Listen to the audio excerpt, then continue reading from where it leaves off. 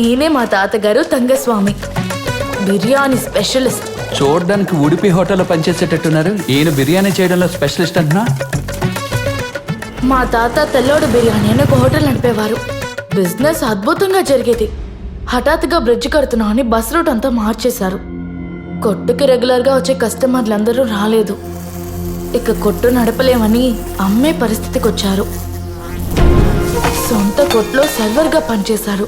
దాన్ని చూసి తట్టుకోలేక మేము ఊర్లో కొత్తగా హోటల్ కడదామని మాకు సొంతమైన 2 ఎకరాల భూమి తాకట్టు పెడదామని నిర్ణయించుకున్నాం.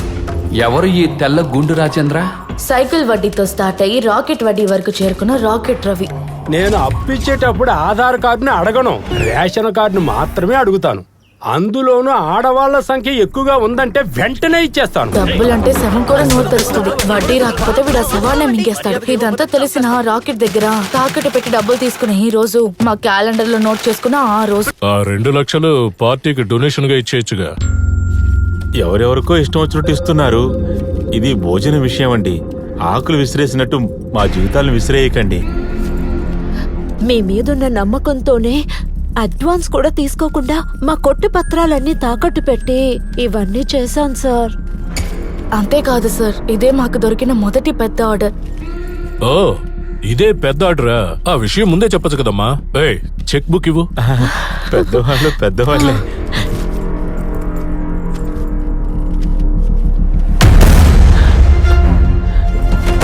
ఏంటి సార్, ఒట్టి 10,000 రాశారు? ఇదే చాలా ఎక్కువ.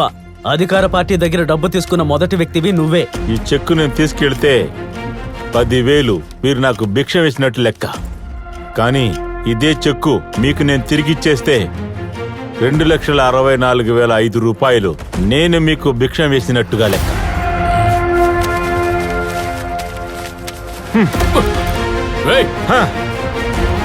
తన్ని చితక్కొట్టండ్రా.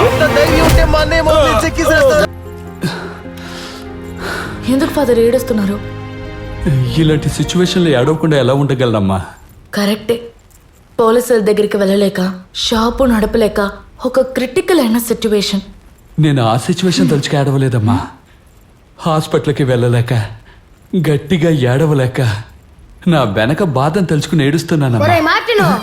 నీ కుడి చేయి పట్టుకొని నేను నీకు తోడుగానే ఉంటాను. వాక్యం 41లో 13వ వచనంలో ఏం చెప్పారు? చదవలేదా? అందులో అలా ఉందా? పోవయ్యా, నువ్వొక ఫాదర్ అంట. మీరు చెప్పండి, తర్వాత ఏమైంది? ఇంకేమై ఉంటుంది? వాళ్ళ తాతను కొట్టారుగా, పైకి పోయి ఉంటాడు. వాళ్ళ అమ్మకి హార్ట్ అటాక్, ఒక చెల్లి తప్పిపోయి ఉంటుంది, ఇంకో చెల్లి మెంటల్ అయ్యి ఉంటుంది. ఏమేమో తిన్నగా వచ్చి నన్ను మెంటల్ చేస్తుంది అంతే. అయ్యో, అది కాదు అంకుల్. అంకులా?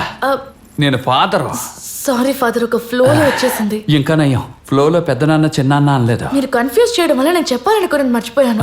సరే అయితే నేను మొదటి నుంచి చెప్తాను. మళ్ళీ మొదటి నుంచా? తెన్కాసి మండలంలో మిన్యానపురం అని ఒక తల్లి. ఈ కథలో హీరోయిన్ గా వచ్చావు, విలను కామెడియన్ కూడా వచ్చాడు. దయచేసి ఈ కథకి హీరో ఎవరో చెప్పమ్మా. పేరు పొంగుండ్రన్, మంచి పేరున్న అడ్వకేట్. హడేకలం రాజ్ మీద ప్రజా ప్రయోజన కేసు వేశారు. Case number 97/24. యువర్ ఆనర్, వైద్య రంగంలో పేరు పొందిన ఈస్ట్ గోదావరి ఎమ్మెల్యే అడెక్కలం రాజు, ఆయన భార్య డాక్టర్ జాస్మిన్ కుగ్రామాలకు వెళ్లి ఉచిత వైద్య క్యాంపులు జరుపుతారు. ఆ అబద్ధపు క్యాంపులు నిజమని నమ్మి ఆ అమాయక గ్రామ ప్రజలు వైద్య పరిశోధనకి వెళ్తారు.